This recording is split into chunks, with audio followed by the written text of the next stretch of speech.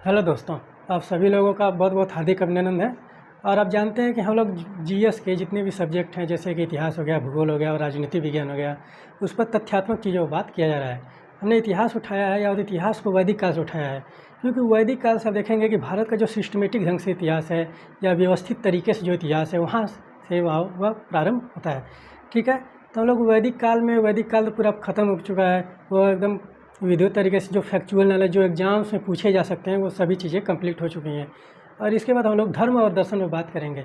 ठीक है, और धर्म दर्शन को लेकर हम लोग यहाँ पर पहले देखेंगे कि जो धार्मिक दर्शन है, प्राचीन काल में जो प्रमुख जो धर्म दर्शन है, उसके संस्थापक और प्रवर्तक के बारे में बात कर लिया जाएगा। फिर कल से हम लोग जैन धर्म और बौद्ध धर्म पर बात करेंगे। तो हम लोग इतिहास को इस तरह से पढ़िए कि जो सिस्टमेटिक ढंग से इतिहास है, इतिहास को किस तरह से सिस्टमेटिक ढंग से व्यवस्थित तरीके से जो विकास हुआ है भारत का, उसके आधार पर लेकर उसको चलिए। ठीक है, और जो सिस्टमेटिक और व्यवस्थित ढंग से जो इतिहास प्रारंभ होता है भारत का, और देखेंगे कि वैदिक काल से प्रारंभ होता है। ठीक है, क्योंकि जो प्राचीन काल में देखेंगे कि सिंधु घाटी सभ्यता का जो विकास हुआ, सिंधु घाटी सभ्यता एक नगरीय सभ्यता थी, और नगरीय सभ्यता है, तो वहाँ पर आप देखेंगे कि जो वैदिक काल है वो ग्रामीण सभ्यता है। ठीक है, तो यहाँ पर ग्रामीण, पहले नगरीय सभ्यता होती है, फिर ग्रामीण होता है, फिर ग्रामीण फिर नगरीय बनता है। तो यहाँ पर इस तरह से लेकर चला जाता है कि जो सिस्टमेटिक ढंग से इतिहास है, जो व्यवस्थित तरीके से जिसको पढ़ा जा सके, वहाँ से इतिहास प्रारंभ होता है। और यह कहाँ से प्रारंभ होता है? वैदिक काल से। ठीक है, क्योंकि वैदिक काल ग्रामीण सभ्यता थी, और ग्रामीण सभ्यता के बाद धीरे धीरे देखेंगे कि नगरों का विकास होता है, उद्भव होता है, फिर उसका पतन होता है, फिर उद्भव होता है, फिर बड़े बड़े महल बनाए जाते हैं, बड़े बड़े मंदिरों का उद्भव होता है, बनाया जाता है। ठीक है, तो इस प्रकार से वहाँ पर जो स्थापत्य की चीज़ें हैं, जो वास्तुकला है, फिर जो शैलियाँ हैं, भाषा शैली है, तो उसका विकास एक क्रमबद्ध तरीके से देखा जाता है। ठीक है, तो आप लोग इतिहास को इस तरह से पढ़िए कि जो क्रमिक विकास है किसी भी समाज का, किसी भी जाति व्यवस्था का, किसी भी धर्म का, या फिर किसी भी राजनीति का या आर्थिक व्यवस्था का, वो जो क्रमिक विकास है, जो धीरे धीरे विकास होता है, निरंतरता जो जिसमें लगी रहती है, उसको हम लोग क्रमिक विकास को लेकर चलते हैं। और वहाँ पर यही सारी चीज़ें जो हैं वहाँ पर पढ़ी जाती है। इतिहास को एक डेवलपमेंट के रूप में देखिए। ठीक है, इतिहास में इस तरह से देखिए कि किस प्रकार से विकास हुआ है। ठीक है, जैसे शासक वर्ग हो गए। ठीक है, शासकों की जो प्रशासन व्यवस्था है, फिर राजनीति व्यवस्था है, समाज में किस प्रकार से धर्म है, किस प्रकार से व्यवस्थाएं चल रही हैं, उनके बारे में हम लोग बात करते हैं। तो आज हम लोग देखेंगे कि प्राचीन काल में जितने भी धर्म हैं, एक ही वीडियो में आप लोगों का पूरा कंप्लीट हो जाएगा कि प्राचीन काल में जितने भी धर्म हैं, उसके प्रवर्तक जो हैं वो कौन कौन है। ठीक है, देखिए, और हमेशा ध्यान दीजिएगा, क्योंकि नोट्स बनाते रहिए। नोट्स बनाएंगे तो आप लोगों का जो तैयारी है वो बेहतरीन तरीके से चलेगा। ठीक है, तो पहले दर्शन अब इस तरह से कॉलम बना लीजिएगा। फिर इसको देखिए, जो पहला है सांख्य दर्शन। सांख्य दर्शन का बहुत ही ज़्यादा प्रभाव भारतीय दर्शन पे पड़ता है। और जो दर्शनों का विकास हुआ, ठीक है, जो भारतीय दर्शन का विकास हुआ, वह कहाँ से हुआ है? उपनिषदों से भारतीय दर्शन का विकास हुआ है। उपनिषदों में आप देखेंगे कि ब्रह्म आत्मा की बात की गई, जीव अजीव की बात किया गया है, तो वहाँ उन्हीं के आधार पर देखेंगे कि भारतीय दर्शन का विकास हुआ है।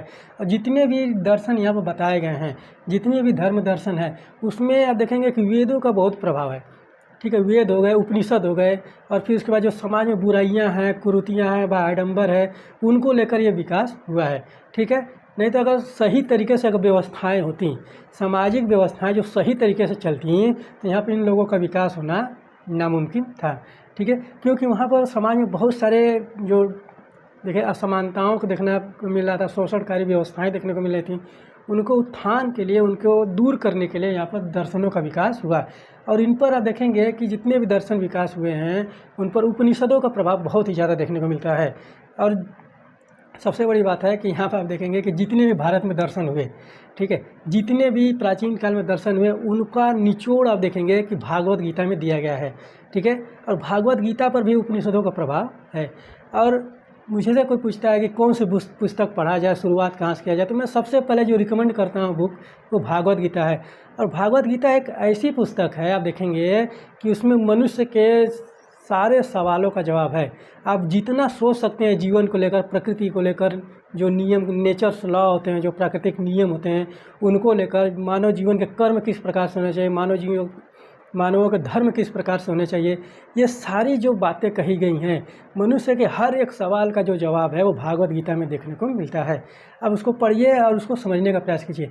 और भागवत गीता 18 अध्यायों में है, और अब देखेंगे और उसको निश्चित रूप से पढ़िए, और उसमें 7 से लेकर 10 तक जो अध्याय हैं, 7, 8, 9 और 10, उनको जरूर पढ़िए और उनको पढ़िए और समझने का प्रयास कीजिए।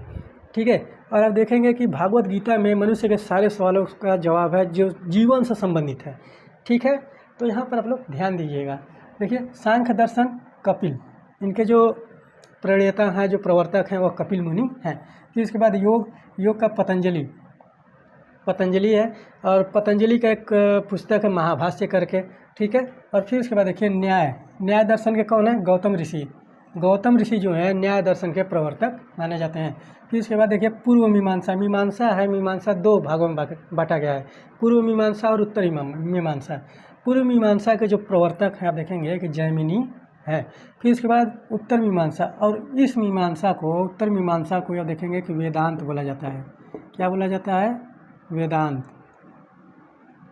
ये बात पूछा गया है कि किस दर्शन को वेदांत बोला गया है, कि कौन सा है दर्शन, उत्तर मीमांसा को ही वेदांत बोला गया। और यहाँ पर इसके जो प्रवर्तक है वो है बदरायण। ठीक है। फिर इसके बाद देखिए वैशेषिक जो दर्शन है, अब देखेंगे कि उनके जो प्रवर्तक है कराड व उलुक। ठीक है। फिर उसके बाद चार्वाक, ये चार्वाक दर्शन जो है इसको भौतिकवाद भी बोला जाता है। ठीक है। इसको क्या बोला जाता है, भौतिकवाद। और इसी में रीढ़ लेकर घी पीने की बात कही गई है। ठीक है। और यहाँ देखिए चार्वाक दर्शन के जो है प्रणेता वो चार्वाक ही हैं। फिर इसको देखिए जैन धर्म के जो है महावीर स्वामी। एक बात ध्यान दीजिएगा कि जो भी कोई भी मान लीजिए कोई भी प्रशासक है या साम्राज्य है, जो शासन व्यवस्था है या कोई धर्म है, उसके वास्तविक संस्थापक और संस्थापक में अंतर होता है। ठीक है। तो इसको हम जब जैन धर्म बताएंगे, कल से जैन धर्म बौद्ध धर्म प्रारंभ होगा, तो जैन धर्म जब बताएंगे तो वास्तविक और संस्थापक में क्या अंतर होता है उसको हम लोग वहाँ पर देख लिया जाएगा। ठीक है। तो महावीर स्वामी जो हैं यहाँ पर जैन धर्म के वास्तविक संस्थापक माने जाते हैं। यहाँ पर ध्यान दीजिएगा कि महावीर स्वामी जैन धर्म के वास्तविक संस्थापक माने जाते हैं, संस्थापक नहीं माने जाते। संस्थापक आपके जैन धर्म के ऋषभदेव हैं। ठीक है। तो यहाँ पर देखिए बौद्ध धर्म के जो संस्थापक हैं वो हैं महात्मा बुद्ध। फिर इसके बाद देखिए आजीवक संप्रदाय से संबंधित एक शासक है बिंदुसार। ठीक है। तो आप देखेंगे कि चंद्रगुप्त मौर्य का जो लड़का है बिंदुसार है, वो आजीवक संप्रदाय का अनुयायी था। ठीक है। यहाँ पर ध्यान दीजिएगा। और मखलीपुत्र गोसाल जो है इसका संस्थापक हैं। ठीक है। मखलीपुत्र आप देखेंगे कि मखलीपुत्र जब जैन धर्म लोग पढ़ा जाएगा तो उसमें महावीर स्वामी के साथ ये तपस्या कर रहे थे, वहाँ से छोड़कर चले आए, वह आजीवक संप्रदाय की स्थापना किया। फिर उसके बाद देखिए अक्रियावाद के जो संस्थापक है पूरण कश्यप। ठीक है। फिर उसके बाद नित्य पदार्थवाद के जो संस्थापक हैं पकुद कात्यायन। ठीक है। यहाँ पर देखिए, यहाँ से जो प्रश्न है, यहाँ से जो ये द्वैतवाद, विशिष्टाद्वैतवाद, शुद्धाद्वैतवाद, द्वैताद्वैतवाद और पशुपत से यहाँ से प्रश्न बनते हैं, और मिलान करने के लिए कूट की सहायता से या कोड की सहायता से, फिर उसके बाद स्ट्रेट फॉरवर्ड यानी कि डायरेक्ट ही पूछ लिए जाते हैं। ठीक है। तो यहाँ पर देखिए अद्वैतवाद के जो संस्थापक हैं शंकराचार्य, आदि गुरु शंकराचार्य। फिर उसके बाद देखिए विशिष्टाद्वैतवाद रामानुजाचार्य, विशिष्टाद्वैतवाद के जो संस्थापक हैं रामानुजाचार्य। फिर उसके बाद द्वैताद्वैतवाद के जो संस्थापक हैं निम्बार्काचार्य। ठीक है। निम्बार्काचार्य। फिर उसके बाद शुद्धाद्वैतवाद के जो प्रवर्तक हैं वो है वल्लभाचार्य। ठीक है। फिर उसके बाद पशुपत के जो संस्थापक हैं वो लकुलिश है। ठीक है। तो यहाँ पर ये सारी चीज़ें जो है धर्म और दर्शन से जो प्रवर्तक थे, प्रणेता थे, उनके बारे में यहाँ पर बात किया गया।